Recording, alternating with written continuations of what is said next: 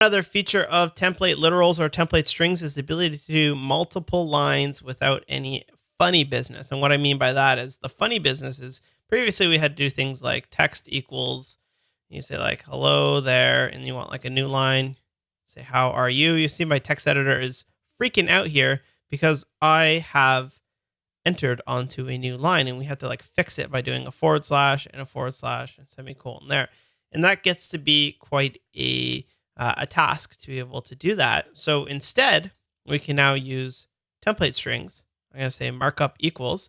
And where I like to use these multi-line strings is just when I'm creating HTML markup just as a string. So I'm going to give myself 2 backticks here. And inside of that, I'm just going to go ahead and mark up some of my HTML that I need here. So I need a div with a class of person.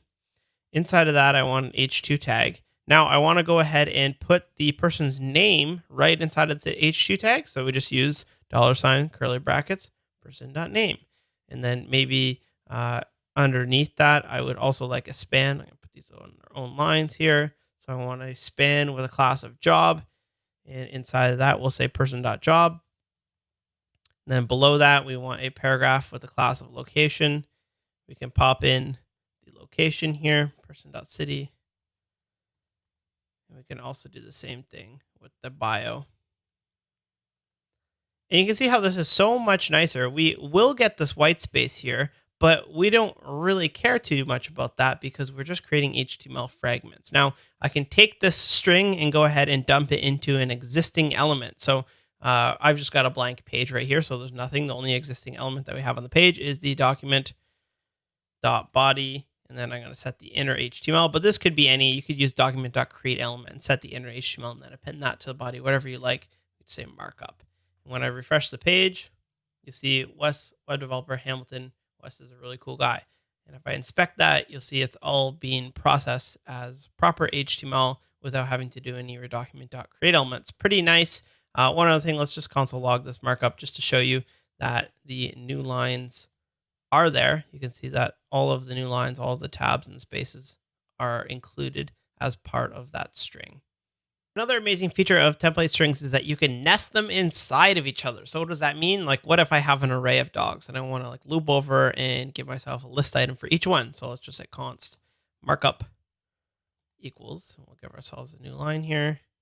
And of course, we want a unordered list with the class of dogs. And inside of that, I want like a list item for each one. But I can't just do like dogs square bracket 0.name because that would be cheating and like that's not really scalable. So how would I loop over every single one? How do you loop over things? Well, we can nest template strings right inside of it. So how do we do that? Well, let's take a look here.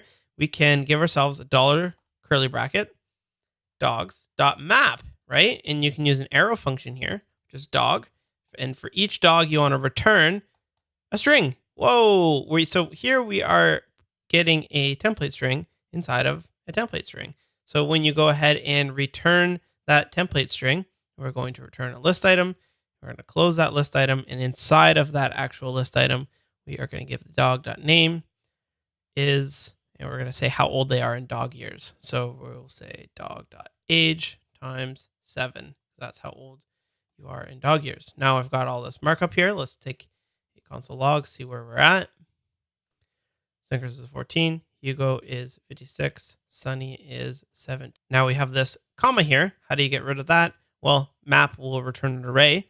We can simply just join it together with nothing, and that will just join it without the comma, right? Now we can go ahead and say document.body.inner HTML equals markup or whatever element you like to dump this markup into.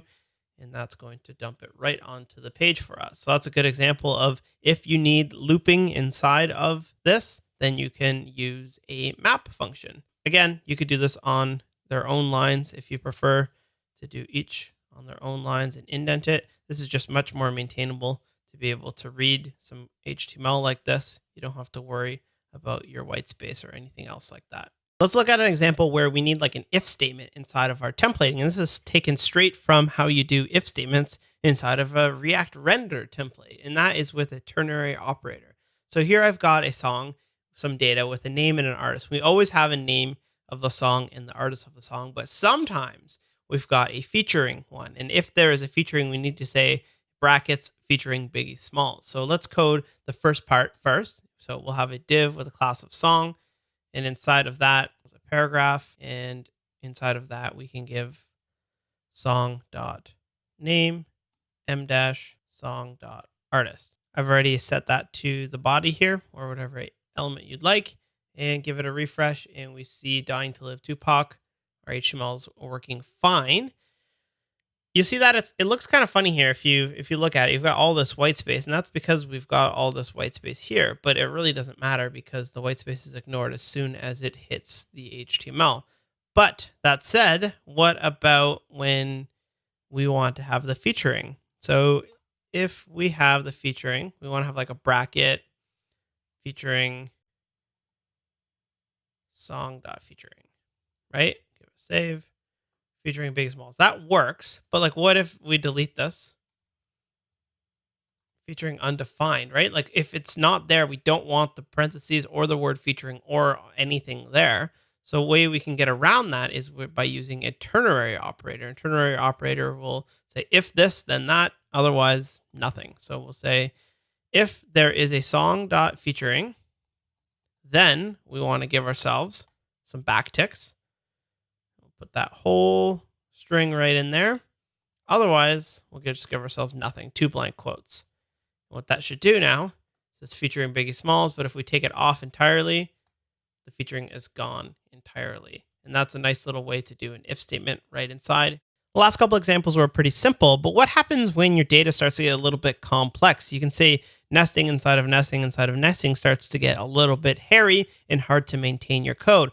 So what I like to do is create what I call a render function. And I sort of taken that from React, where we create separate components that will handle different complex data in different components in our markup. So here I've got the beer name and the beer brewery, and that's pulling into an H2 and a paragraph, and it's looking pretty good here. But what if I want to implement this array of keywords that's nested inside of the actual beer here? I could just go ahead and do the map right on one line, but I rather kick it off to a separate function. So what I'm going to do is put a dollar curly brackets and say render keywords. It's a function. Well, I can just run a function inside of one of these, right inside of my template tag, and I'm going to pass it the beer.keywords. Then I can go up here and make a function called render keywords. And that's going to take in the keywords, and it's going to return to us some backticks. And inside of that, we give ourselves an unordered list. And then for each keyword, I want to say keywords map. It's going to give us the keyword, each individual one. And that is going to return, again, another template string that has the keyword inside of it. Now, this function should just be able to pass it off. It's only one line, and it should be able to create the unordered list and the list item and any other HTML that we need to have created inside of this. Get a refresh. Pale, cloudy, spice. Oh, what's this? We forgot to do the join after the map. Join it on nothing, and that will be gone. Let's take a look at our HTML here. We've got our unordered list with all of the list items inside. And you can see that anytime you needed to render out a unordered list of keywords, whether it's tied to this beer or not, I can simply just call render keywords and get back the markup that I need for that.